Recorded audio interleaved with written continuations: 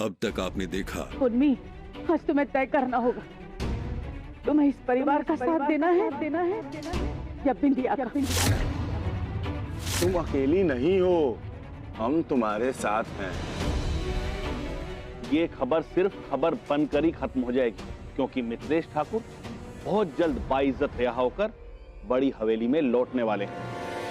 हम केवल आपकी मदद ही नहीं, बल्कि आपको आपका केस जितवाना भी चाहते हैं। 10 साल का रिकॉर्ड है, आज तक एक केस नहीं हारा। अब देखिए आगे। पर आपको पता कैसे चला?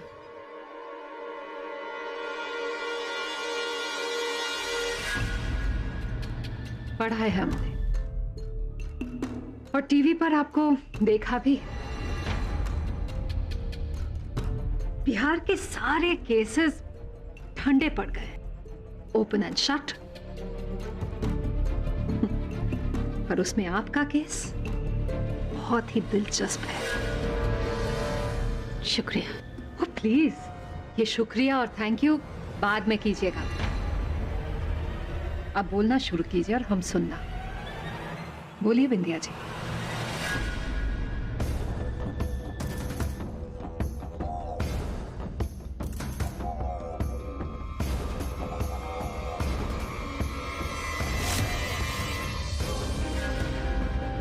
इस औरत के लिए हाथ उठाओगे तुम हम पे, अपने भाई पे?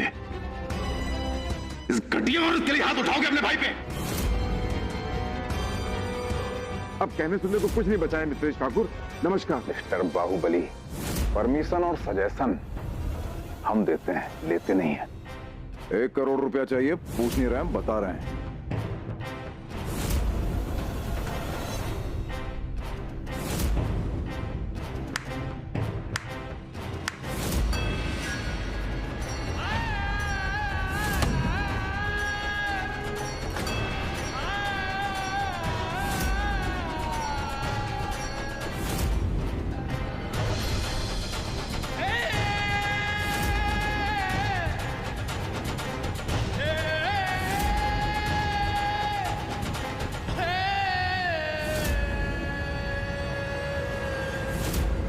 मत रोइए बिंदिया जी, जितना रोना था आप रो चुके। ये केस तो हम जरूर जीतेंगे। रिश्तों के इस महाभारत को जीतने में बहुत मजा आएगा, यकीन मानिए।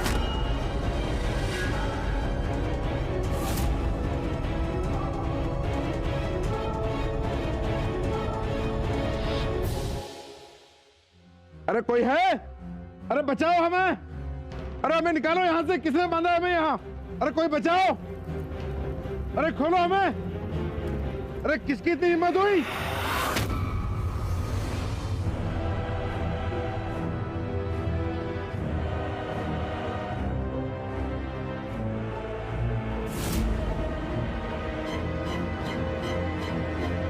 कौन है वहां? हाँ? कौन है भाई?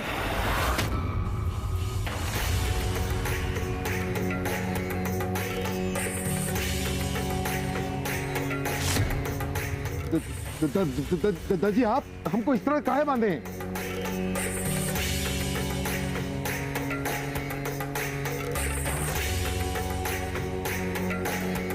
हमको माफ कर दो दादाजी, हम मिथिलेश बाबू को 1 करोड़ रुपया तुझ समेत लौटा देंगे।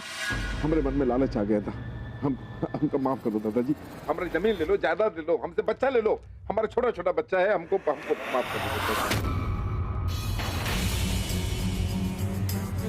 ऐसे मौके पे एक शेर सुनाता, दुश्मनी जम के कर, पर इतनी गुंजाइश जरूर रखना कि जब कभी मिले नजरें मिला सके। तेरी वजह से एक स्वर्गवासी हो गया और दूसरा उस सलाखों के पीछे। जी हमको लालच आ गया था, हमको माफ कर दो। हम अग्नि की कसम खा के बोलते हैं, हम आपका सारा पैसा लौटा देंगे।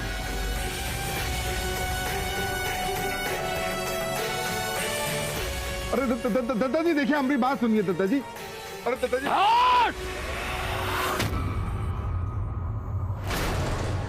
ये अग्नि लाया हूं तेरा दाह संस्कार करने खातिर। हमरा बिटवा लेकर हमें दौलत देकर हमें माफी मांगता है।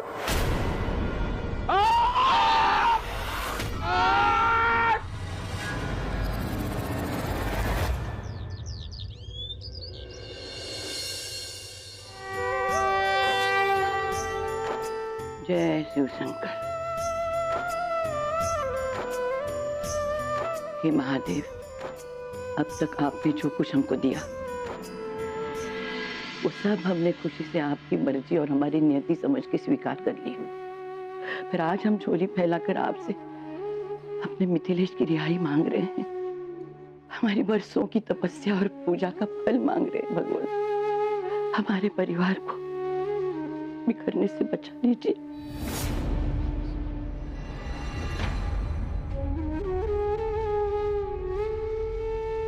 बचा लीजिए भगवान।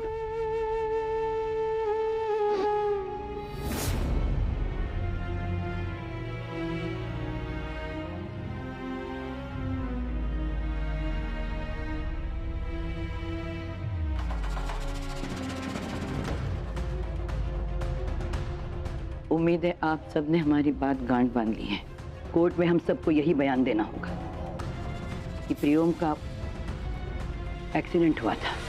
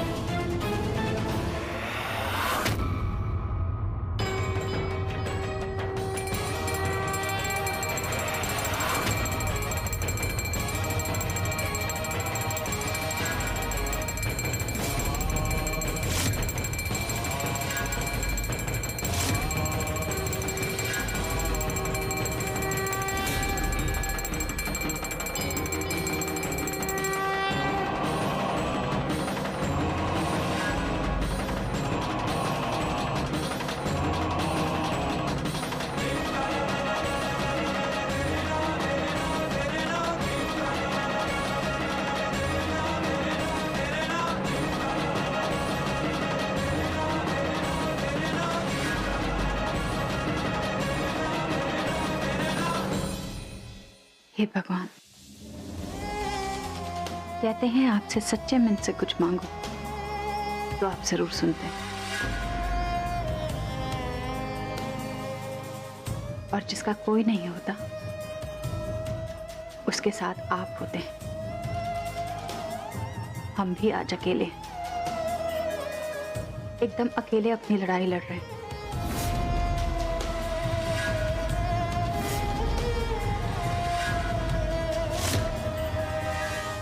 आज हमारे सच और एक पैसे वाले घमंडी ठाकुर के झूठ के बीच का युद्ध,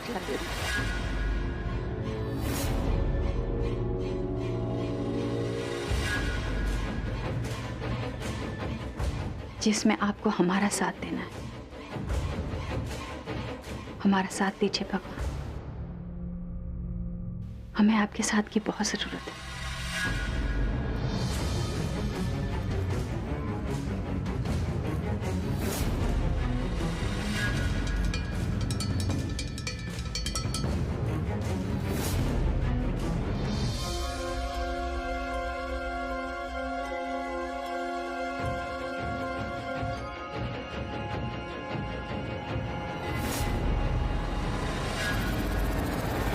तुम्हारी ये प्रार्थना महादेव कभी नहीं सुनेंगे बिंदिया।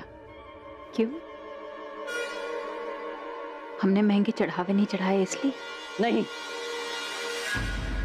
तुम तोड़ने के पक्ष में हो बिंदिया, हम जोड़ने के पक्ष में।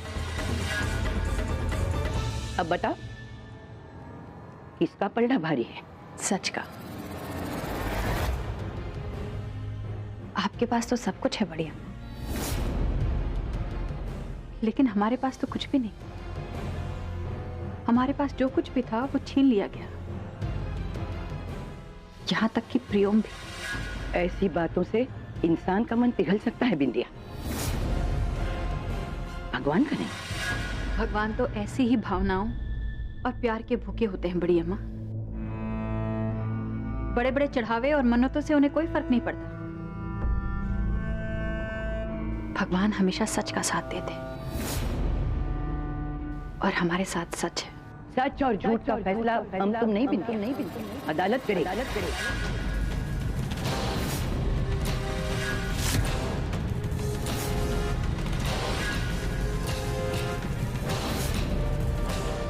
हमने भी यही सुना है कि इनकी अदालत में देर है पर अंधेर नहीं।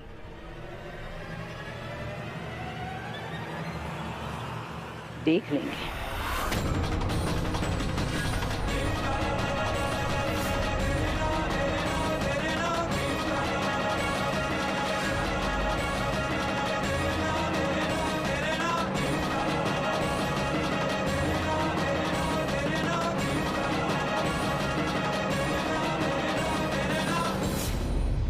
अब ठाकुर परिवार को चाहे अपनी पूरी ताकत भी न लगानी पड़े, हम मिथिलेश को बचा के ही रहेंगे।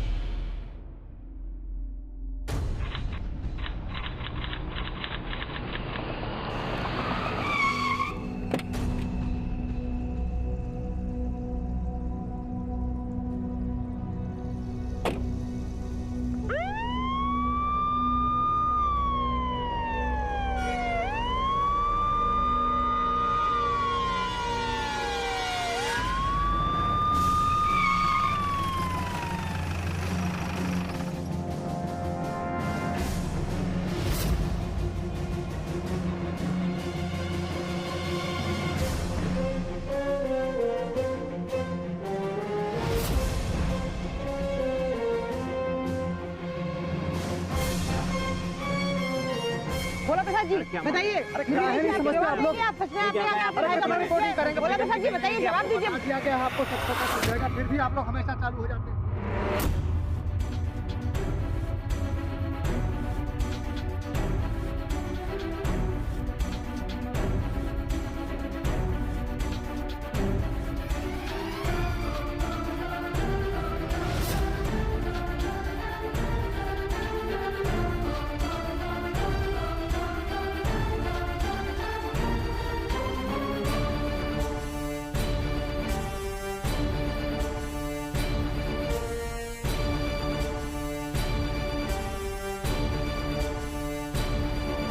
दुखी मत होइए बड़ी अम्मा।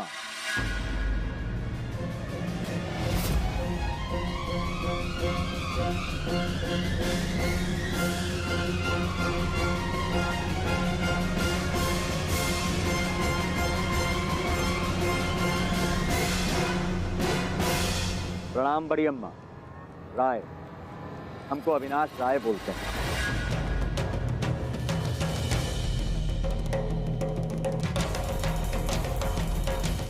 आप लोगों को चिंता करने की कोई जरूरत नहीं, मिथिलेश बाबू को हम छुड़वा ही लेंगे। अविनाश बाबू, बेल मिला के नहीं? वो ऐसा है कि बड़ी अम्मा, बेल की जो अपील है वो खारिज हो गई है। हवेली में तो बड़ी बड़ी बातें करके गया था आपका आदमी, अब क्या हुआ? देखिए, मिथिलेश बाबू पे खून का इल्जाम है और खून के इल्जाम में बड़ी अम्मा बेल इतनी आसानी से मिलता नहीं। पर आप चिंता काहे कर रहे हैं? हम हैं ना। पहली पेशी में इस केस को सुलटा देंगे, वादा है हमारा। और बड़ी अम्मा, हमको तो ये भी मालूम पड़ा है कि वो बिंदिया है ना, उसके पास तो कोनो वकील ही नहीं है। तो काहे चिंता करती हैं? बस आप अपने घर वालों को गवाही के लिए राजी कर लीजिए, बाकी हम हैं ना, हम सब संभाल। हमने सबको समझा दिया है। अरे फिर तो मुबारक हो बड़ी अम्मा। समझिए ओपन एंड शट केस है। पहली पेशी में केस हमारा हुआ।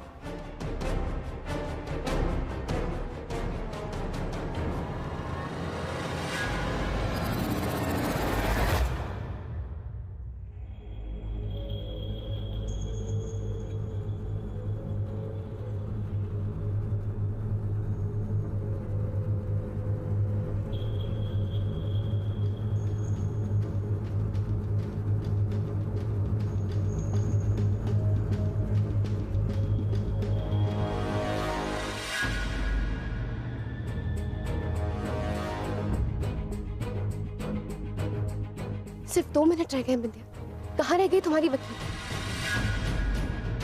पता नहीं कहाँ रह गई। कहा तो था आ जाएगी। फोन लगा के देखो।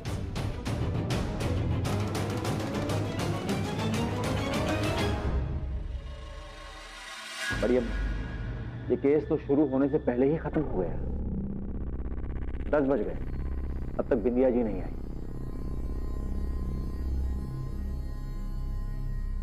फोन नहीं लग रहा। फोन नहीं लग रहा? कहीं उसने हमें धोखा तो नहीं दे दी? चलिए सामान समेट के चलते हैं।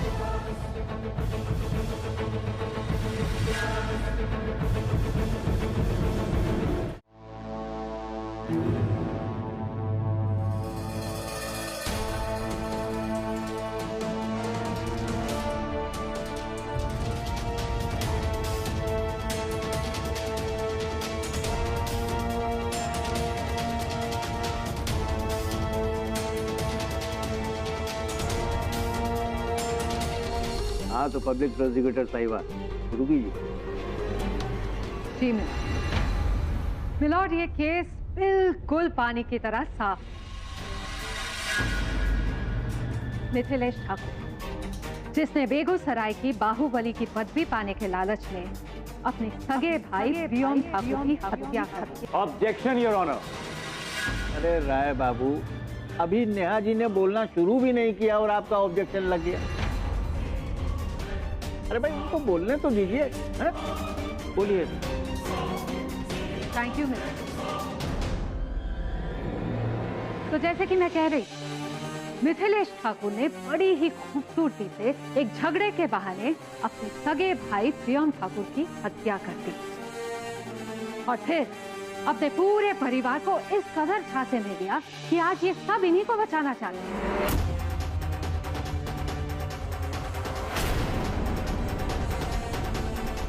बात यहीं पे खत्म नहीं हो जाती बताओ। इन्होंने तो जल्दबाजी में प्रियम ठाकुर का अंतिम संस्कार भी कर दिया, और वो भी बिना पुलिस को इन्फॉर्म किए।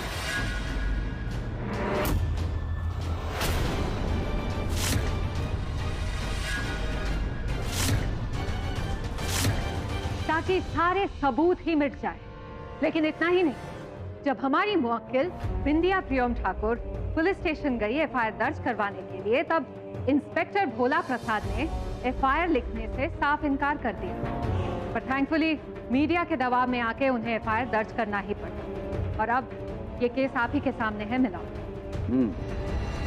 मीडिया का हाथ मजबूत होने से काफी फायदा हुआ है हमारे देश को।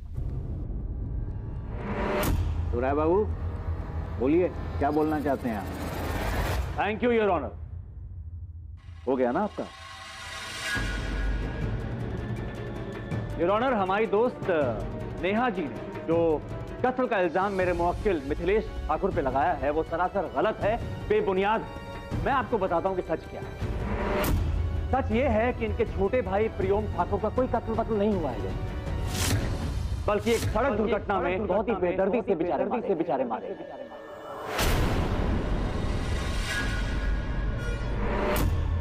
और इस बात का सबूत भी है हमारे पास।